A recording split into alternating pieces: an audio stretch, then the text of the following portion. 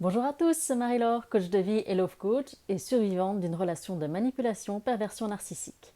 Merci beaucoup pour tous vos commentaires, merci beaucoup pour vos questions, vos emails et vos abonnements. Concernant le suivi coaching du mois de novembre, c'est complet et je suis complète jusqu'au mois de décembre, donc normalement je devrais reprendre les inscriptions pour les prochaines séances en janvier. Voilà, comme vous savez, je travaille avec un nombre limité de personnes parce que ça demande une implication aussi de ma part. Donc, quand on veut bien faire les choses, on se donne les moyens. Donc aujourd'hui, je vais discuter avec vous d'une réflexion que j'ai eue. Et je sais que je peux parler de ça avec vous, en tant que survivant de perversion narcissique. Parce qu'à l'époque, si j'en avais parlé à mon entourage, je pense que voilà, je serais encore crucifiée dans mon salon ou je serais même dans un asile de fous.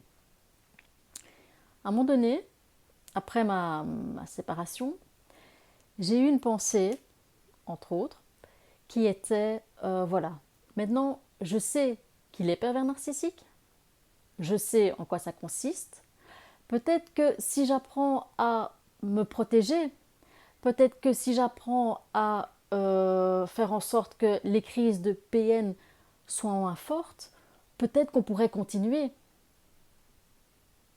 Peut-être que vous avez eu des pensées qui étaient du genre, ok, je veux le quitter, je suis malheureuse dans cette relation, je veux le quitter, mais si je le quitte, je sais que ça va être encore pire, qu'il va être insupportable. Peut-être que vous vous êtes dit, oui, je voudrais partir, je veux partir, mais au final, s'il est comme ça ou qu'elle est comme ça, c'est pas vraiment de sa faute, c'est plutôt de la faute de ses parents. Ou alors vous vous êtes dit, ok, je l'ai quitté, mais est-ce que je risque pas de trouver quelqu'un d'encore pire que lui ou pire qu'elle? Donc voilà, vous voyez, c'était ce genre de questionnement qu'on peut avoir, ce genre de réponse qu'on peut avoir. Alors, je vais vous rassurer, vous n'êtes pas fou, vous n'êtes pas folle. Et ce n'est pas de l'amour pur non plus. Ce n'est pas de l'amour qui vient du cœur. Ce sentiment qu'on a, cet inconfort qu'on a quand qu'on est coincé entre deux pensées, deux croyances complètement contradictoires, s'appelle de la dissonance cognitive.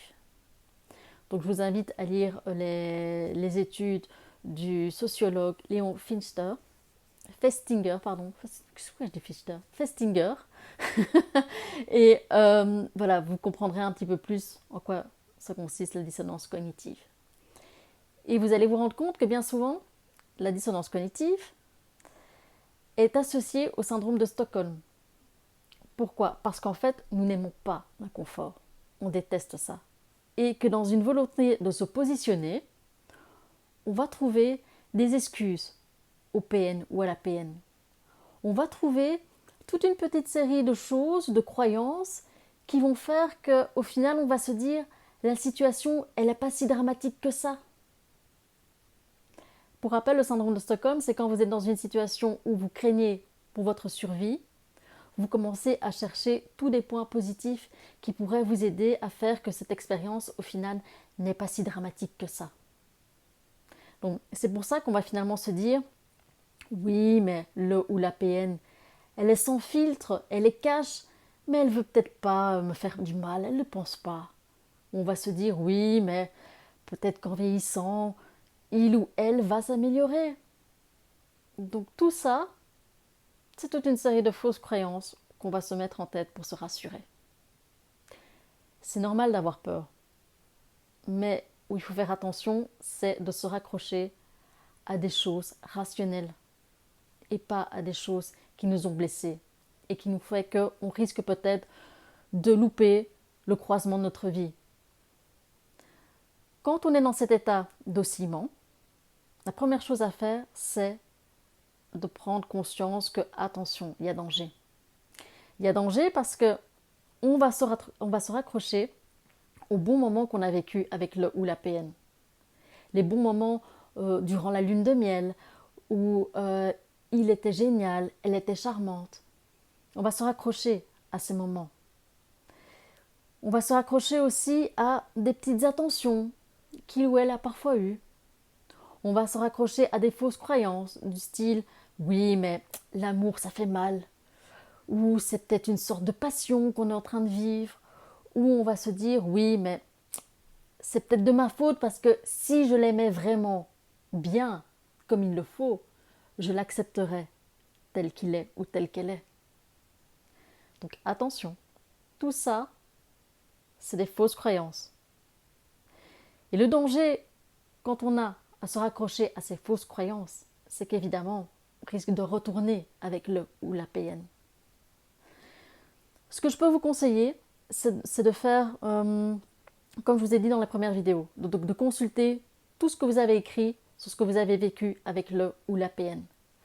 Tous ces moments où vous avez été rabaissé, où vous avez été dénigré, insulté, où on s'est foutu de vous, tout ça, vous relisez. Tout ce qui s'est passé, vous le relisez. Parce que ça, c'est vrai. Ça s'est vraiment passé. Ça, c'est pas des morceaux de rêve qu'on vous a vendus. Ça, c'est vrai, ça s'est passé. C'est pas le mirage de l'amour absolu. Non, non. Ce que vous avez écrit, c'est ce que vous avez vraiment subi.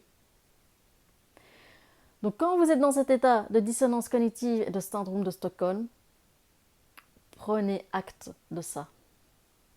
Ne paniquez pas. Ça ne veut pas dire que vous allez rester toute votre vie dans l'indécision.